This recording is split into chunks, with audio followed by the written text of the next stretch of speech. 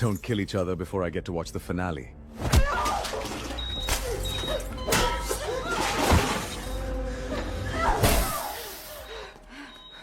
I love a good cliffhanger. Hi বন্ধুরা, এবার social মিডিয়ায় কোন ভিডিওর লিঙ্ক ভাইরাল হলো? এবার অপু বিশ্বাসের ভিডিও ভাইরাল হলো। তার আগুন মুভি নিয়ে চলছে নানা গুঞ্জন, নানা জল্পনা, নানা কল্পনা। সোশ্যাল মিডিয়ায় এখন অপু বিশ্বাস ছাড়া যেন কোনো কথাই নেই। অপু বিশ্বাস যেটাই করুক সেটাই যায় ট্রেন্ডিংয়ে। অপু বিশ্বাসকে কপি করতে চাইলেও অনেকে করতে পারেন না।